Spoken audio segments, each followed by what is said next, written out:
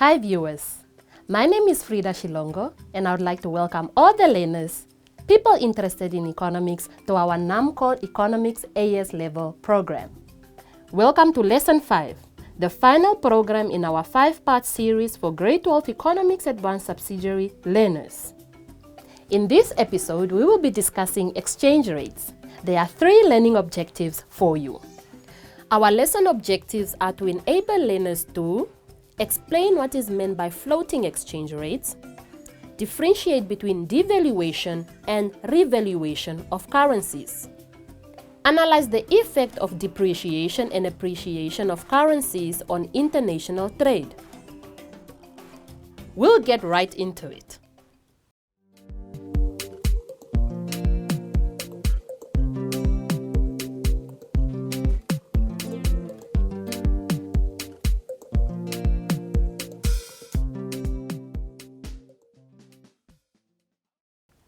You will remember that since grade 10, you have learned to define exchange rate as the value of a currency in terms of another currency.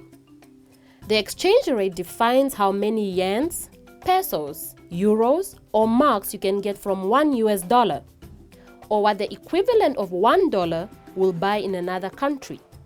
You also already know that these exchange values are not the same from year to year or even from day to day.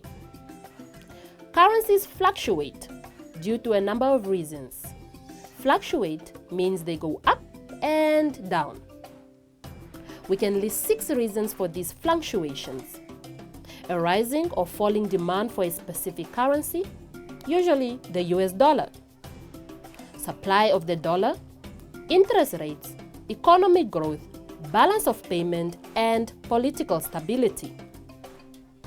Looking at the exchange rates here, for currency from different countries into euro, one cannot help but see that some countries benefit from currency exchange, while others are at a constant losing end.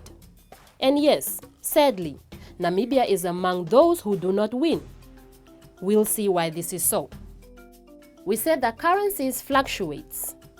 Actually, there are 2 types of exchange rates for currency. There's floating and fixed exchange rates. A floating exchange rate is one determined by market forces of demand and supply in the foreign exchange market, with no direct intervention by the central bank. What this means is that the floating exchange rate is where the currency price of a nation is set by the forex market. It is based on supply and demand relative to other currencies. So, why is Namibia's exchange rate unfavorable? Because on the world market, nobody asks to buy Namibian dollars. Shame us. Anyway, in floating exchange rate systems, central banks buy or sell their local currencies to adjust the exchange rate. This can be done to stabilize an unstable market or achieving a major change in the rate. Groups of central banks, such as those of the G7 nations, these are Canada, France, Germany, Italy, Japan, the United Kingdom, and the United States, often work together in coordinated interventions to increase the impact. An intervention is often short-term and does not always succeed. Now, in contrast with floating exchange rate, the fixed exchange rate is determined entirely or predominantly by a government. How do they do that? The decision on a fixed exchange rate is made, as we said, by government or the central bank, where the central bank intervenes in the foreign exchange market by blocking the unregulated forces of demand and supply. This is because every country is trying its hardest to have a favorable exchange rate. We will now look at the difference between appreciation and depreciation. You see, appreciation means that it's going up, and depreciation means that it's going down. That is exactly what it is. An appreciation or revaluation is a rise in the exchange rate. Appreciations make exports more expensive in terms of foreign currencies and imports cheaper for locals in the domestic currency. Can you see why every country would want its currency to appreciate? I can certainly appreciate that. But just like every commodity, if it gets more expensive, there is likely to be a drop in demand. Buyers decide to wait until the price drops. So it is with currencies too. If a country's currency appreciates, it results in a fall in demand for domestic products, and lower demand may result in a rise in unemployment and a slowdown in economic growth as well.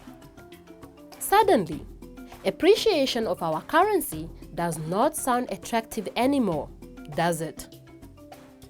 Let's look at depreciation of currency. Depreciation is, as we suggested before, a fall in the value of the exchange rate.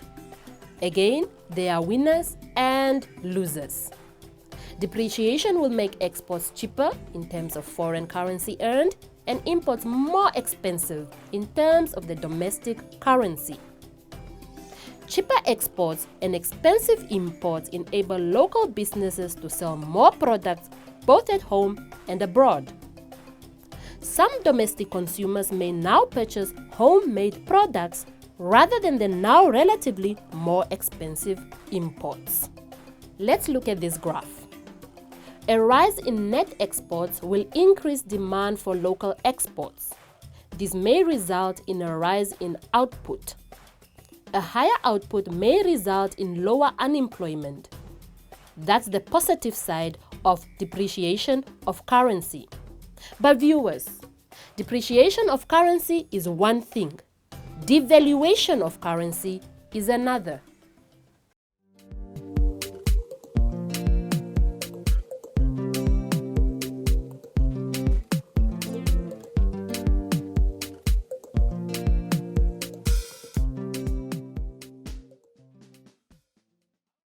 Learners, this has brought us to the end of today's lesson and also an end to our 5-part series for AS Economics.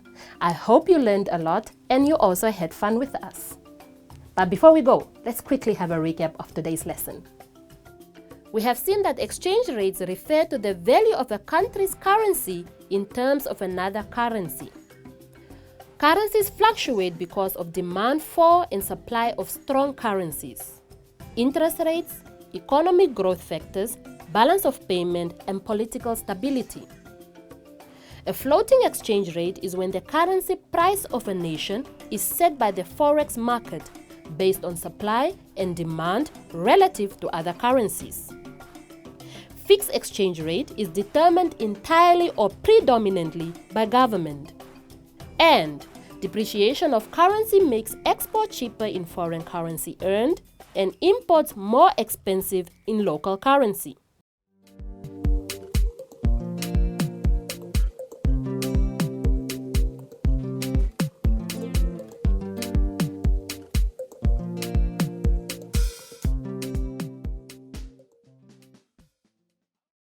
Thank you for being part of our series.